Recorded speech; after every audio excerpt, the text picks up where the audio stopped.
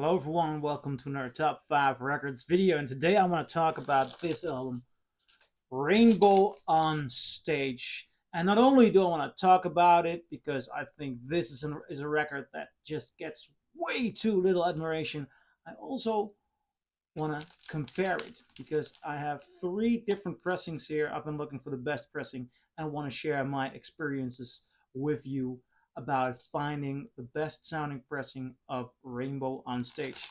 But first, why this album? I love it to death.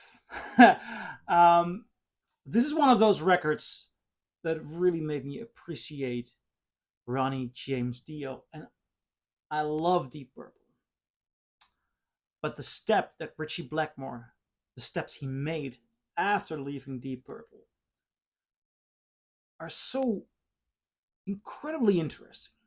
Because in 1975, Deep Purple had David Coverdale, very good vocalist. He said goodbye to Ian Gillan, who had these beautiful high-pitched elements. You can hear that he has his influence of Little Richard, but Blackmore has, and you can hear that in Deep Purple, always been fascinated by these classical elements in music. You can also hear it in John Lord's playing in Deep Purple. There are Bach influences there. In Blackmore, there are Beethoven influences there. Um, for example, when asked about the Smoke on the Water riff, and people asking about Blackmore, are you satisfied with that? It's just four notes, and then he'd play do do do do do do do do do do do do do do do. Simple can be brilliant, but I wouldn't call Blackmore's playing simple. I mean, his classical influence is so much more present here than with most hard rock bands of those days, because there you hear blues rock influence, and Deep Purple and Rainbow, they have classical influences. Now, that element of dark ages, of mysticism, is um, being made more clear and more exposed with Ronnie James Dio lyrics. Ronnie James Dio doesn't sing about love songs or recognizable songs. He doesn't sing about the world of the Lord of the Rings, though, like Led Zeppelin did. He has this mythical background of stories of kings, of people on silver mountains. There is a certain romance and mysticism to his lyrics. Now, also, forming a band with Ronnie James Dio is one of the best things he ever did. Because here I hear a Blackmore that is completely free and going as epic as possible, and then there is one center voice there, Ronnie James Dio, whose vocals is more nearing the quality of opera than of Little Richard. Again, I love Ian Gillan as well, but it makes the attitude, the atmosphere, the feeling so much different. Also, the voice of Dio just is warm and all encompassing. He can be as rough as possible, but when he is soft and gentle, like on Catch the Rainbow, he can be so inviting. He is one of the best vocalists ever. The way he does Mistreated on this show. I mean, I love Coverdale. I love Coverdale. I prefer Mistreated by Rainbow with Ronnie James Dio on vocals. The band here is just spectacular. The quality of the playing is beyond recognition. Cozy Powell on drums is just gorgeous. Now, this live album might even be the best thing that I've heard from them. I do love the studio album that came after this. I love all their studio albums, but there has always been some issues for me with the sound. Um, the first album sounds very thin, then the second one, Rising, and this was recorded during the Rising tour, with incredible songs like Stargazer, and you have an orchestra there. I love it. I absolutely love it. But Blackmore himself remarked that he did not like the mastering of it. There is so little low, and he would love to have a good remix or remaster. So would I, because though I love that album, it could sound so much better. And then after that, this live album was released, which is so energetic, so full, and I really prefer the sound of them live above these first two studio albums, just sound wise, because those are, of course, there are incredible songs on those records as well. With this one opening with Kill the King, which is like opening, then Man on the Silver Mountain and Starstruck. Side 2, one entire side, Catch the Rainbow. 15 minutes, it will not bore you for 1 second. Mistreated, one of the best white blue songs ever. Then side 4, 16th Century Greensleeves, and Still I'm Sad.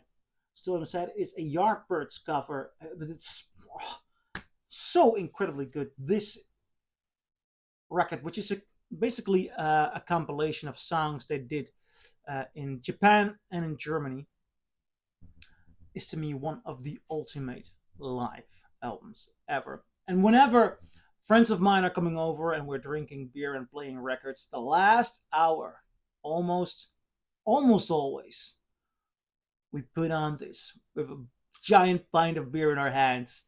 And most of the times, I just jump on the table and start playing air guitar or sing along. It's just one of those records. It's really, really close to my heart. So I believe this pressing, the first Dutch pressing, was one that I bought. Can it be 10 years ago? Yeah, 10, 8 or 9 years ago. I already listened to it digitally. I watched the DVD from this tour a lot. The Live in Munich show, which is also a gorgeous show. But then this record, and I've been playing this so often. And this is the first Dutch one. And as a matter of fact, the first Dutch one is a good sounding pressing. I really enjoy the soundstage on this. For a live album, it has a pretty good soundstage. Only thing is that volume wise, it is not. It's.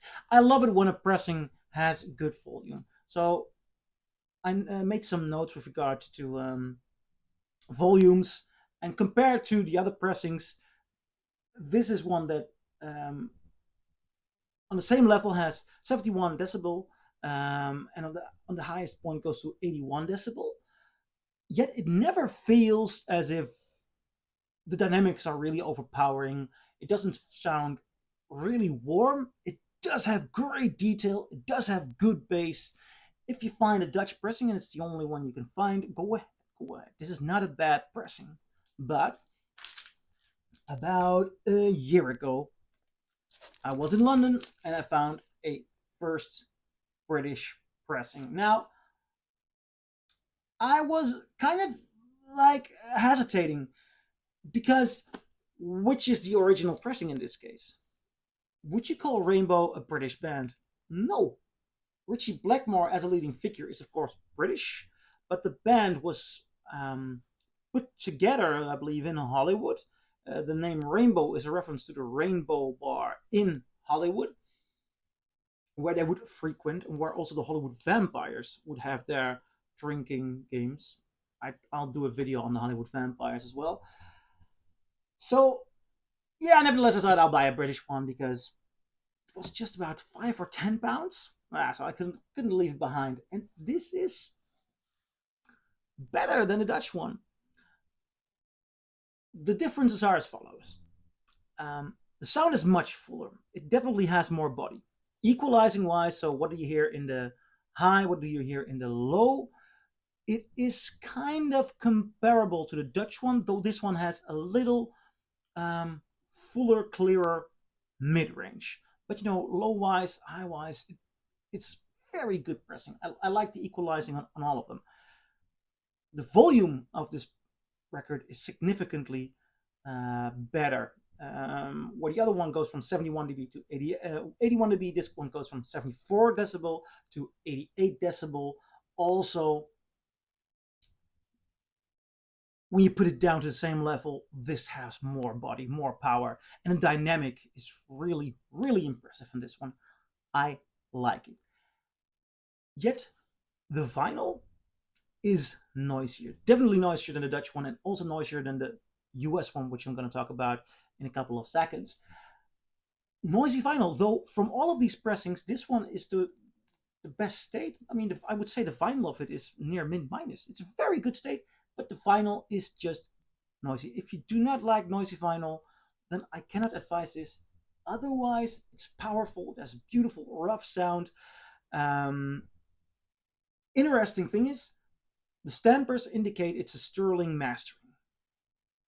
Yet, it has sterling, it has some handwritten numbers that are the same as the US one, but there are also some stamped numbers which only the British one has. So, what am I listening to? Am I listening to an alteration on these other stampers? What did they do? I am not sure. Or is it just a difference in pressing plant vinyl? Because if we're going to take a look at the first US, this one also has sterling. There is a difference. Decibel wise, dynamic wise, this is the same. Same dynamic, same decibel.